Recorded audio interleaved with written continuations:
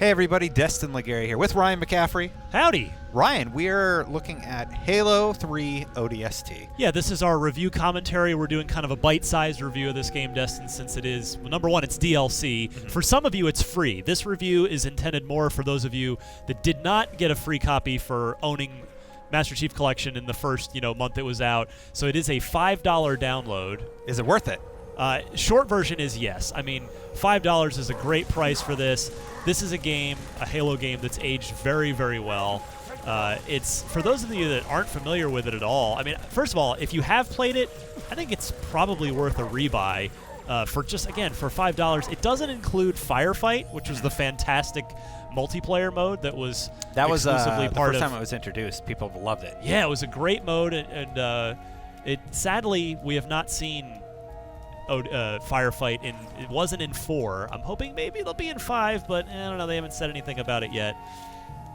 But you can see here that the whole thing with ODST is it's this story about the orbital drop shock troopers who crash land. This is set during Halo 2. It's in the middle of Halo 2, even though it's called Halo 3 ODST. And you've crashed. Your dropship has been shot out of the sky, sort of diverting your mission, and now you're just trying to sort of regroup with your fellow ODSTs. Yeah. And you're human, so you're vulnerable. You're not Master Chief. You're not a walking tank. That's part of the charm of this for me is that, in Halo 1 and then to Halo 2 to Halo 3, you got more and more powerful each game. Like, the Covenant became less and less intimidating and scary, but in this, because you're a human and you're not in Mjolnir Spartan armor, you're a lot more vulnerable, and so the hunters and the larger Covenant are actually kind of scary again. This really sort of brought the bit of fear back to Halo.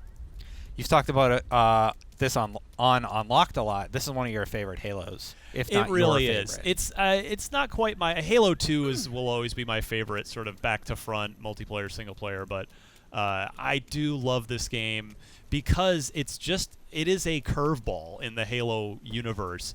It does not really play like the other Halos. It doesn't, and I'm talking about the mainline first-person shooter Halos. Yeah. Where, this is accepting Halo Wars and the tablet top-down games. But yeah, it just doesn't play like the other Halos, and it doesn't feel like the other Halos because number one, I actually like it's much slower paced. It is a very quiet. Let's see if I can even make this jump. No, I'm not a Spartan. Yeah, got to do that crouch jump. I guess so. Yeah, it's gonna make sure I'm doing the right thing. And has your opinion changed at all? Yeah, coming back, I hadn't played this like you. We were talking before we started recording. I hadn't played this in several years. So coming back to it now, I still love it overall. There are a few things that haven't aged well. The beginning of the game is because this game was done as sort of a quickie side project at Bungie between Halo 3 and Reach. The beginning of it is just a text crawl. It's like Star Wars. It's just like in a long time ago in a galaxy far, far away, except not quite that. But yeah, it's just a text crawl. There's no like cool cinematic. Although what it does have is what I'm actually going to do right now. Are these little hidden terminals, which this was the first Halo game to do a terminal-like thing.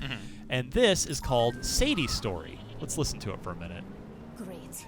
I'm stranded on the wrong side of the bridge in the middle of an alien invasion, and I just pissed off the only person willing to help me out. Go me. My feeling exactly. So that's Sadie, and Sadie's story, at all these terminals, you just get these bits and pieces of this girl who lives in New Mombasa when the Covenant attack. And it's just piece by piece, it's this really fascinating audio log tale of sort of her life and what happens to her when the Covenant show up. And it's really, really good, and they're just scattered around the game world, and they're really cool to listen to. There's a Huragok.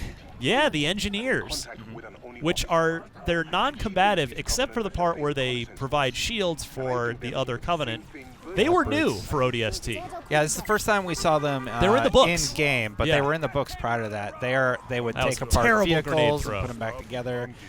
Yeah, this is a bad spot to be. Oh, jeez. Hold on. I got to go. That's all right. I got to go, Destin. It's not looking good for me right now. Yeah. I've waded into a horrible situation. Well, you're getting beat up by those guys. And this is kind of really showcasing your vulnerability. Like, as Master Chief, you probably wouldn't worry about. You probably just melee them. But they're chasing you, and they will continue to chase you. Hold on. I switch to some sort of sticky grenade. All right. Oh, you little invisible. Yeah. There you go. Nice job, All right, Ryan. let's grab his gun as well. Ammo is pretty scarce in this, too, which sort of adds to the Are you playing on a harder difficulty, or is this? I'm just normal. I'm just rolling normal, Oh, wow. just to check it out. Yeah, just to go back through. I mean, I played through it on heroic. Based on ammo consumption, I would have thought it was heroic at least. No, I'm just playing badly, quite frankly. Yeah. Of course, Halo games really known for their music. How does this one hold up? So the music, Halo 2 to me has one of the greatest video game soundtracks, period, ever, all time. But ODST has, it's probably a class just below Halo 2, and it's Marty O'Donnell, who's of course legendary Bungie composer for many, many years, up until, up through into, part of Destiny. And this, you're not hearing it right now or getting some kind of battle type music, but you heard it earlier.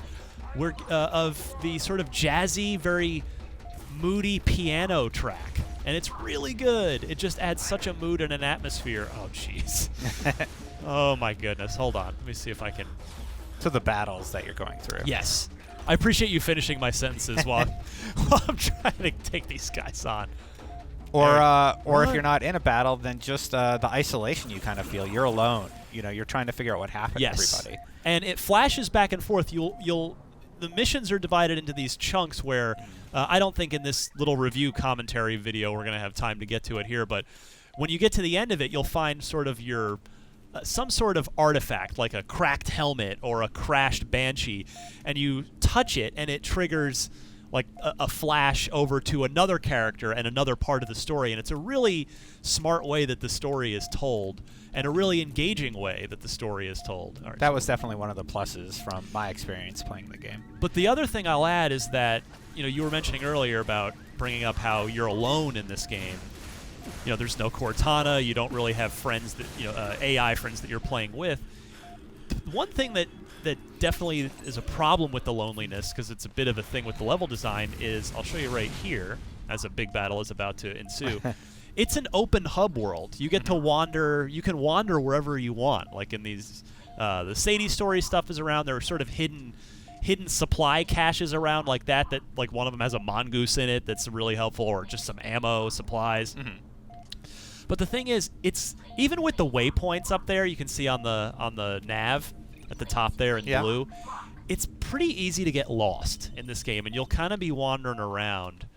And it can be kind of annoying and a bit frustrating, but it's still not enough to really make the game hurt at all. It's a little annoying, but just to wrap up Destiny, I'd say that for $5, no, you're not getting Firefight, which would have been amazing. Yeah.